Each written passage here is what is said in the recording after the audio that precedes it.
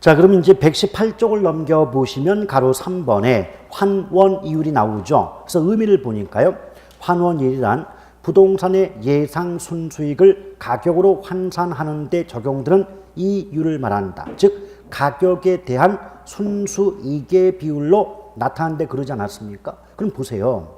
우리 예전에 문장 속에 뭐뭐에 대한 자가 나오면 앞부분이 분모가 되고 뒷부분이 분자가 된다 하지 않았습니까? 그럼 그 아래 공식 좀 보시죠.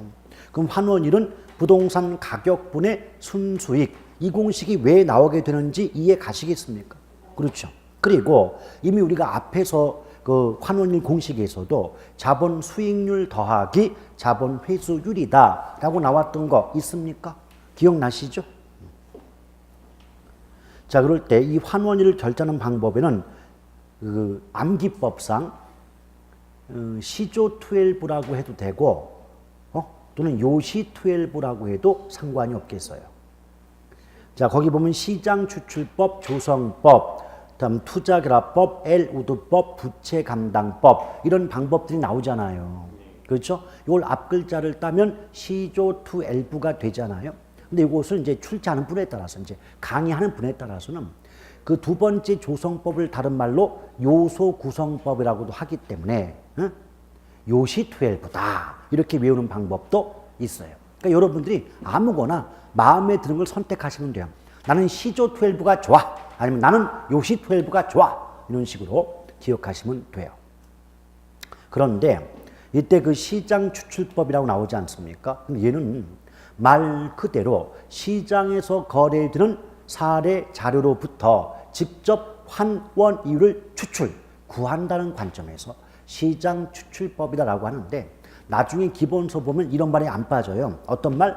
시장에서 거래되는 사례로부터 직접 환원 이율을 구한다. 이 말 나오거든요. 그래서 나중에 어떻게만 기억하자? 시장에서 최근에 거래된 사례로부터 환원율 구한다. 이런 식의 표현 나오면 그냥 시장 추출법 하면 돼요. 왜? 그거 이상 물어본 적이 없어요, 얘는. 그리고 두 번째가 조성법 또는 요소구성법인데, 오케이? 얘는 이제 무위험률에 이제 그 위험률을 가산해서 환원율을 구한다. 이렇게 말이 나올 수가 있습니다. 이것도 특징적인 표현이 있어요. 역시 나중에 기본서 받아보시면 금방 알 수가 있고 밑줄 다 그어 드릴 거예요. 그런 다음에 실제로 우리가 내용까지 알아듣고는 12예요. 근데 투자결합법은 크게 물리적 투자결합법과 금융적 투자결합법 이 두 가지로 다시 구분이 됩니다. 근데 일단은 지금 당장 내용을 설명하진 않을 거고 요령 한 가지 알려드릴게요. 물리가 나오든 금융이 나오든 투자결합법 나오죠. 그 무조건 문장 속에는 뭔지는 몰라도 다르다는 말이 붙어야지 같다는 말이 붙는 순간 틀립니다. 그 무슨 말이냐면 실제는 이래요. 그 투자결합법이 물리와 금융적 투자결합법으로 구분이 되는데 원래 물리적 투자결합법은 이런 뜻이죠. 그 토지와 건물의 환원 이율이 같다 다르다. 다름을 전제로 종합적인 환원 이율을 구하는 방법이다. 이렇게 문장이 나오거든요. 오케이? 근데 어차피 환원 이율 할 때 이율자가 나오면 성격이 수익률이에요. 그러니까 저걸 우리말로 바꾸면 토지의 수익률과 건물의 수익률이 다르지 않느냐. 이것을 전제로 종합적인 환원 이율을 구하는 방법이 물리적 투자결합법이다 라고 보는 거예요. 근데 왜 다른 줄 알아요? 우리 아까 왜 환원율이 자본 수익률 더하기 자본 회수율 그랬죠. 근데 자본 회수율이 가치가 깎인다는 상강률의 뜻이었죠. 토지 가치 깎인다 안 깎인다. 그럼 토지의 환원 이율 속에는 자본 수익률만 포함이 되겠죠. 근데 건물은 가치가 깎이니까 건물의 환원 이율 속에는 자본 수익률은 물론이고 자본 회수율까지 포함이 되겠죠. 맞아요? 그러면 자본 수익률만 있는 환원 이율과 자본 회수율까지 포함된 환원 이율은 같아요, 달라요? 다르겠죠. 오케이? 그 금융적 투자 그래프법은 지분 투자자와 저당 투자자의 요구 수익률이 같다, 다르다, 다르다. 이걸 전제로 역시 환원 이율을 구하는 방법이다. 이렇게 말이 나오거든요. 근데 우리 투자는 배울 때 지분은 누구 돈? 내 돈. 그럼 내 돈 갖고 투자하는 사람이 지분 투자자예요. 그럼 우리가 말할 때는 투자자. 근데 저당자가 붙으면 무조건 은행이라니까요. 그럼 저당 투자자는 은행이잖아요.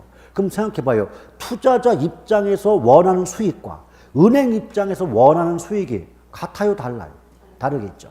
그런데 이런 것도 이제 차차 하면 되고. 비교해 보세요. 물리든 금융이든 투자 결합법이 나왔다. 문장 속에 무슨 말이 있습니까?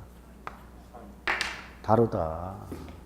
다르다. 근데 저기에 동일하다, 유사하다 이 말이 붙으면 뭔진 몰라도 무조건 틀린 거 이게. 근데 실제 나중에 기출문제 풀어보세요. 어떤 말인지 알아요? 들어보세요. 금융적 투자 결합법은 지분 투자자와 저당 투자자의 요구 수익률이 동일함을 전제로 종합적인 환원율을 구하는 방법이다.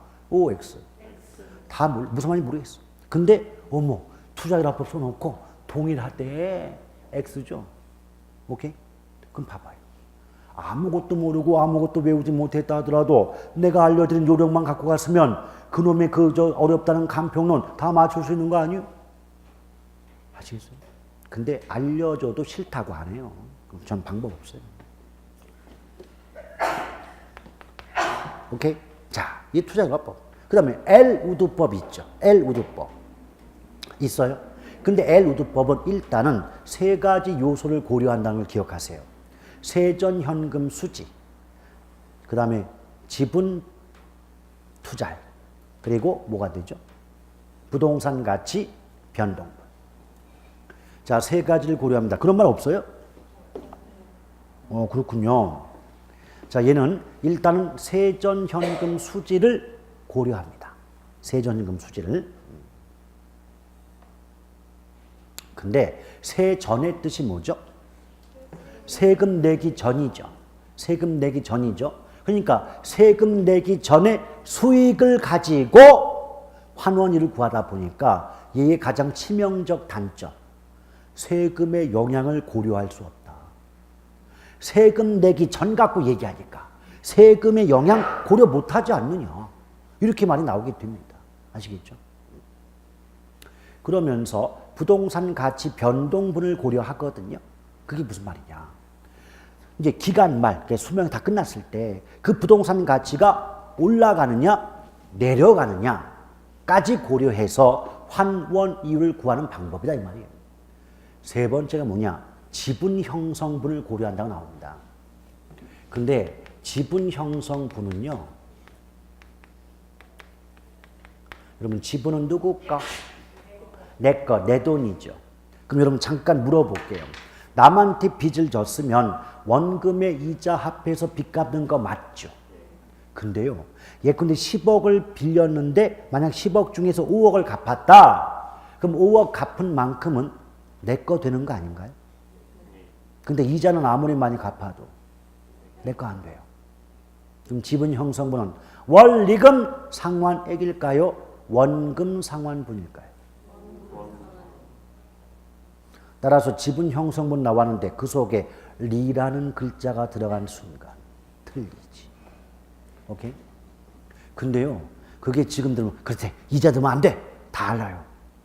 현장 가서 되게 이제 복잡해 죽겠는 건 이제 복잡해 머리가 터질 것 같아. 근데 한 석 줄 정도 길게 문장 내놓고 다 맞았는데 이제 맞겠지 싶을 때 원리금 리 살짝 집어넣으면 그거 보인다 안 보인다? 안 보이고. 나중에 기출문제 풀어보시라고. 그게 제정실 땐 보인다고 그게. 현장 가요 그게 안 보여 그거. 그래서 우리가 평소에 갈고 닦아야 된다 이 말이에요. 아시겠어요? 자, 지분 형성분은 내 거니까 원금 상환분이지 절대로 원리금, 리자가 붙으면 아니 됩니다. 유념하시길 바래요. 이 세 가지 요소를 고려하는 게 엘우드법이에요. 근데 이 엘우드법은 지분 투자자 입장에서 환원 이율을 구하는 방법이에요. 무슨 투자자? 지분 투자자 입장에서. 이것도 기출문제예요. 엘우드법 해놓고 지분 투자자 말고 저당 투자자 입장 그래도 틀린 문제도 있는 거 아니에요. 오케이? 근데 여러분, 지분 투자자 이뻐하면 무슨 투자자가 삐져요? 저당 투자자가 삐질 거 아니요? 그래서 나왔어요. 부채감당법. 그럼 얘는 누구 입장에서? 저당 투자자 입장에서, 은행 입장에서 환원이율을 구하는 방법이 부채감당법이에요. 제가 나중에 수업할 때 얘기하겠지만 저는 이런 얘기할 때 공식은 다 빼놓고 얘기해요. 왜? 해봤자 외우지도 않고 외워봤자 그 대입해서 값 못 구해요. 왜? 시간이 일단 부족해서라도 그거 안 돼.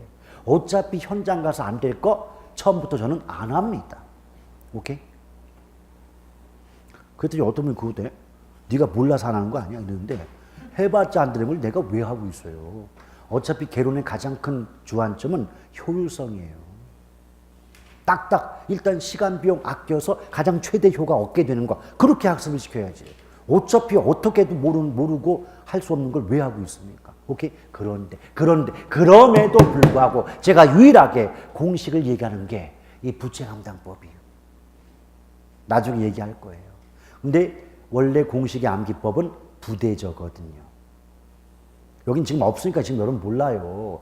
부대저 어떻게 간다? 부대 근처는 가격이 저렴하다. 부대저. 이게 부채감당법의 암기법이거든요.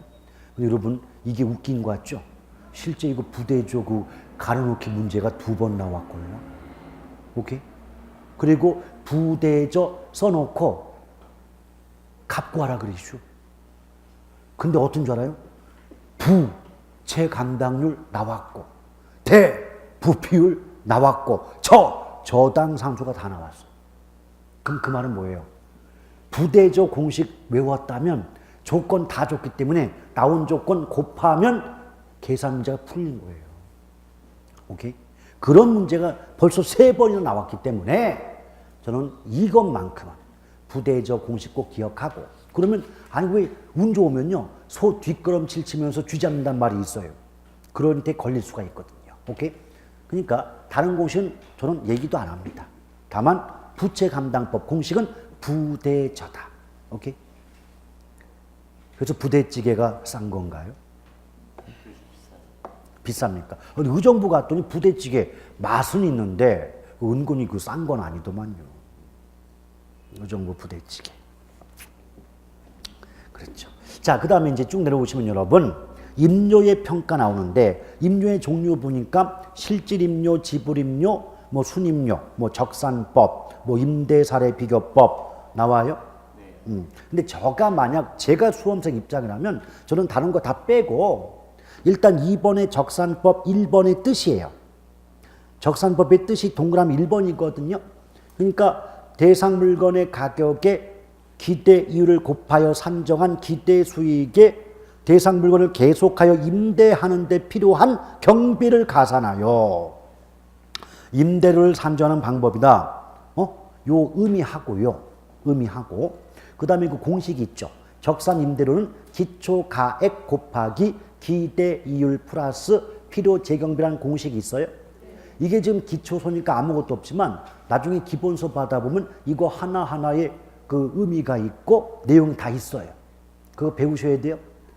만약 저한테 고르라고 한다. 아까 했죠. 각각의 방식마다 임대료 구하는 방법 다 있죠. 그러나 그 중에서 문제가 되는 건 적산법밖에 안 나와요. 다른 법은 나오지 않아요.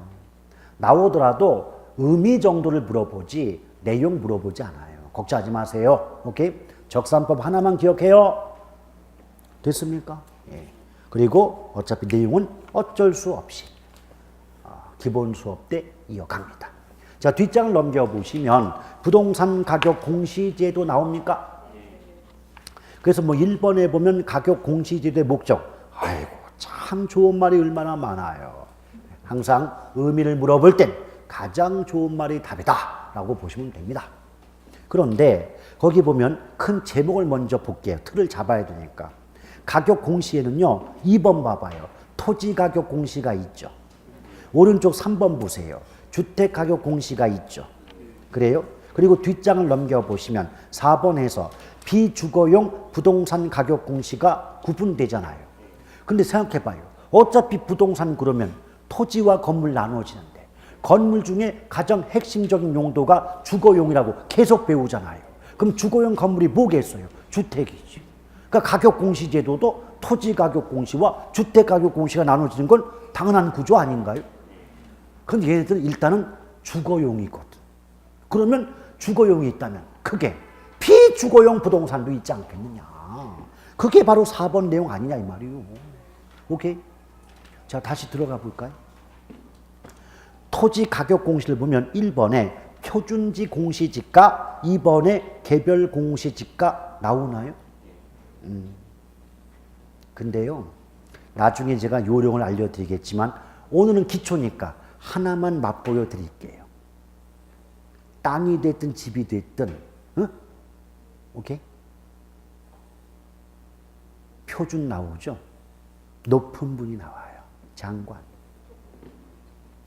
자, 표준지 공시지가 보세요.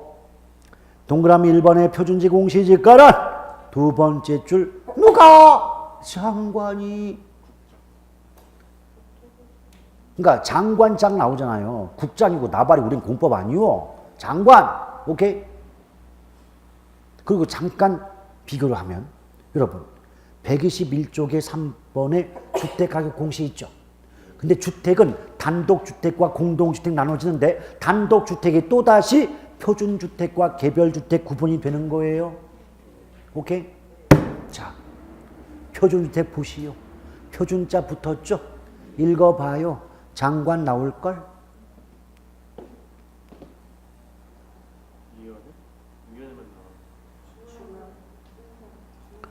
자, 이거는 이게 지금 국토교통부 장관이 빠져 있어요. 지금 내용에. 네? 거기 읽어보시면 표준주택이란 용도지역 건물 구조 등이 일반적 유사로 선정되는 일단의 단독주택 중에서 선정한 표준주택에 대하여 국토교통부 장관이 매년 공시기준 현재의 적정가격을 조사 선정하고 그 다음에 장관이니까 시군구가 아니라 중앙이 나오면서 중앙부동산가격심의위원회의 심의를 거친다 이렇게 나오는 겁니다. 오케이? 자, 그러면 다시 왼쪽 와보세요. 토지가격 공시에 개별 나와요? 땅이 됐든 집이 됐든 비주거용이 됐든 개별자가 붙으면요 낮은 분이 나와요. 시군구청장. 자, 이번에 개별 공시가의 동그라미 1번의 중간 시군구청장 나오십니까? 자, 오른쪽 121쪽에 가로 2번. 자, 맨 아래 가로 2번 개별주택 개별자 붙으니까 누가 나오시나요? 시군구청장 나오십니까? 맛보기 하는 거예요. 응? 그럼 여러분 최소한 땅이 됐든 집이 됐든 개별자가 붙었는데 국토부 장관자 나오면 말 된다 안 된다? 뒤집어서 땅이 됐든 집이 됐든 표준자가 붙었는데 시군구청장이 나오면 말이 된다 안 된다? 그것만으로도 웬만한 기출들은 다 풀 수 있을 겁니다. 오케이?